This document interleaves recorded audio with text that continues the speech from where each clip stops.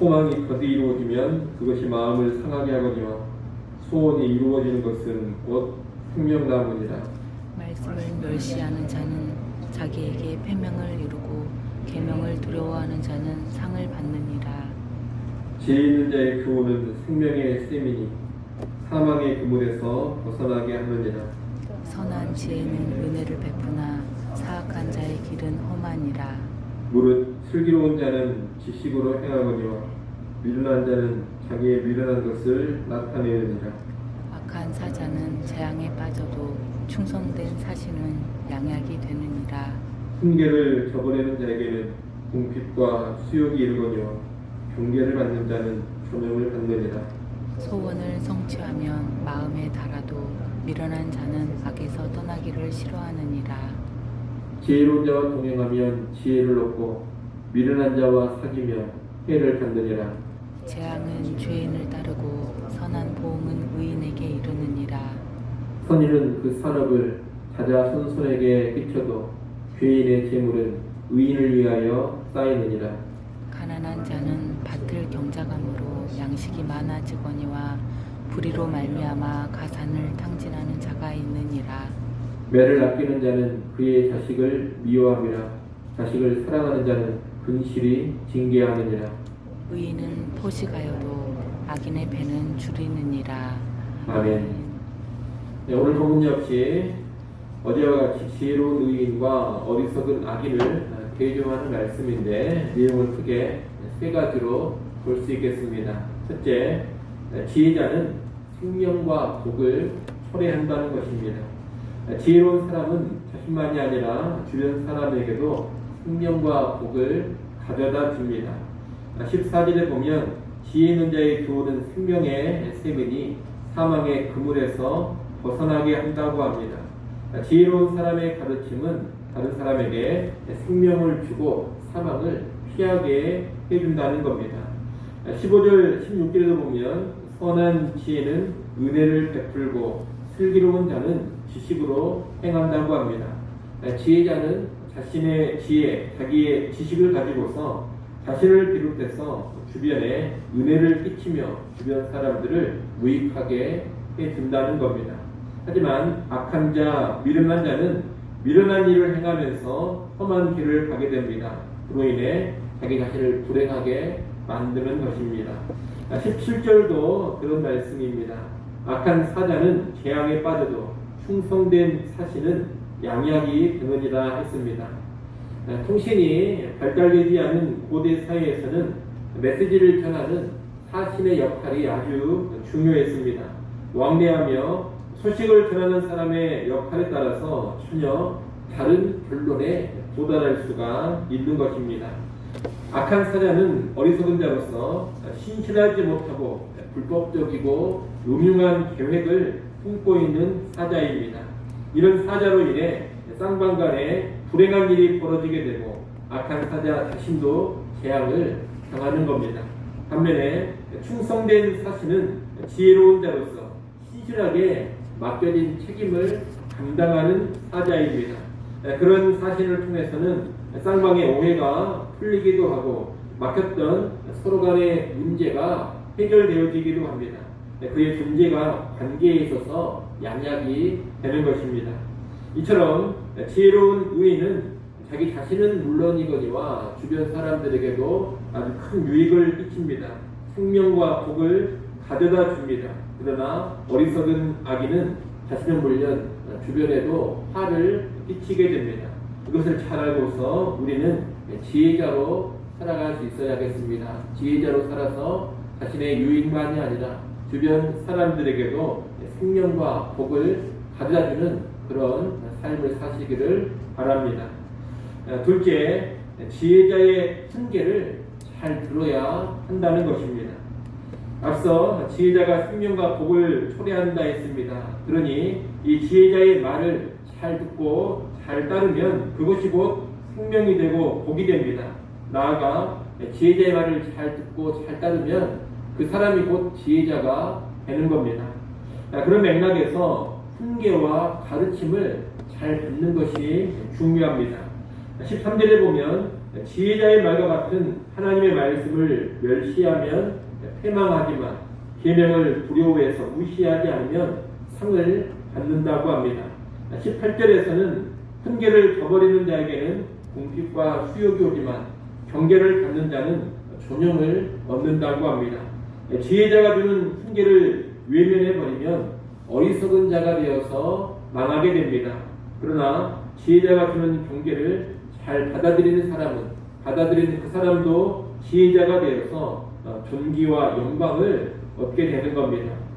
경계와 훈계를 잘 받고 따르면 마음에 가지고 있는 소원도 성취되면서 마음에 아주 큰 기쁨을 누리게 됩니다. 지혜자의 말을 잘 듣고 따르면 하고자 하는 바를 잘 이루고 행복을 누리게 되는 겁니다. 하지만 미련한 자는 경계와 훈계를 거부합니다. 악에서 떠나기를 싫어하고 어리석은 일을 계속해서 고집합니다.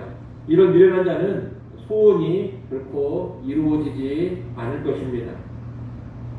지혜자의 훈계를 잘 듣고 받아들이는 삶과 연관해서 20절 말씀은 함께하는 삶, 누구와 함께하느냐 이 중요성을 말하고 있습니다. 20절 말씀을 여러분이 한번 읽어보십시오. 13장 20절 읽습니다. 지혜로운 자와 동행하면 지혜를 얻고 미련한 자와 사귀면 해를 받느니라. 아멘. 지혜로운 자와 동행하면 지혜를 얻는다고 합니다. 지혜로운 자와 동행한다는 것은 지혜자와 친밀하게 교제하며 그의 삶을 통해 배우고 그의 말을 잘 듣고 따르는 것을 의미합니다. 그런 사람은 지혜로워지고 의로워지고 복을 받습니다. 그러나 미련한 자와 사귀면, 다시 말해 미련한 자와 함께 어울리며 같이 죄를 짓고 다니게 되면 해를 당한다고 합니다. 21절이 그런 결과를 잘 말해줍니다. 재앙은 죄인을 따르고 선한 보응은 의인에게 이르느니라 그랬습니다. 죄인이 곧 어리석은 자요 의인이 곧 지혜자인데 어리석은 자와 함께하며 어리석어지면 재앙을 당하게 되는 것이고 지혜자와 함께해서 지혜자가 되어지면 선한 결과, 선한 보응을 받게 된다는 겁니다. 여러분, 누구와 함께하며 누구의 가르침을 받느냐, 이것은 정말로 중요합니다.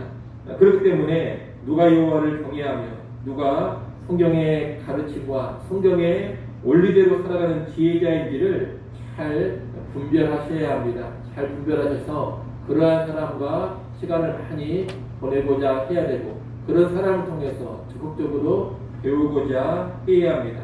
그것이 자기가 지혜자가 되어지고 자기도 복을 받는 귀한 비결이 될 것입니다.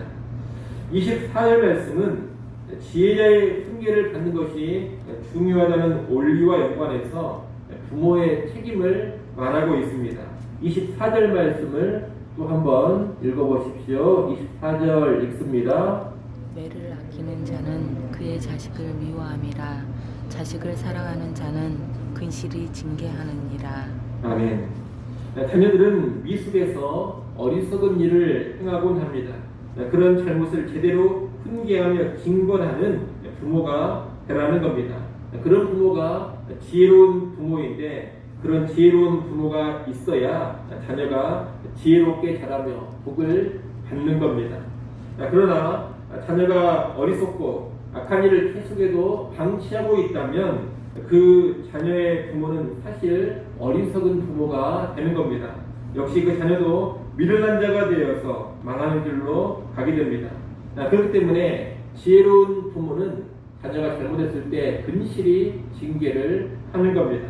이를 알고서 우리 그리스도인 부모들은 자녀의 잘못이나 자녀의 죄를 적절히 훈계하는 그런 부모가 되어야 할 것입니다.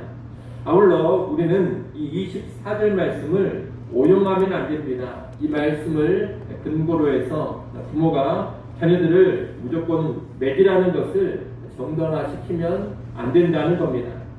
자녀에게 매를 아끼지 말라 이 말씀이 무작정 때려도 좋다 이런 말은 결코 아닙니다. 자녀에게 매를 때리는 것은 최후의 교정 수단이 되어야 하고 또한 정확한 훈계 가운데 절제된 모습으로 나타나야 합니다. 그러지 않고 무슨 잘못을 했다 해서 무작정 때리는 것은 바른 양육이 아니라 부모의 분풀이에 지나지 않는 것이고, 부모가 자기 감정을 통제하지 못하는 미숙한 모습인 것입니다. 그런 식으로 체벌을 하면 자녀가 분노하게 되고 부모를 미워하거나 부모를 멀리하려고 하게 됩니다. 이것은 실패한 양육입니다. 우리는 매를 아끼는 자는 그의 자식을 미워함이라 이 말씀과 함께 너희 자녀를 노엽게 하지 말라는 에베소서 6장의 말씀도 기억을 해야 합니다. 정당한 이유가 없는 매, 제대로 된 훈계가 동반되지 않는 매, 과도한 매는 반드시 자녀를 노엽게 만듭니다. 부모는 이것을 조심해야 합니다. 이러한 내용을 여러분 잘 기억하면서 부모가 지혜롭게 자녀를 훈계하는 그런 삶으로 나아가시기를 바랍니다. 그러면 자녀도 지혜로워지며 복된 길로 가게 될 것입니다. 마지막 세 번째로 지혜로운 의인은 경제적으로 복을 받음을 오늘 본문은 말하고 있습니다. 22절에 보면 선인은 자자손손 산업이 있을 것이라고 합니다.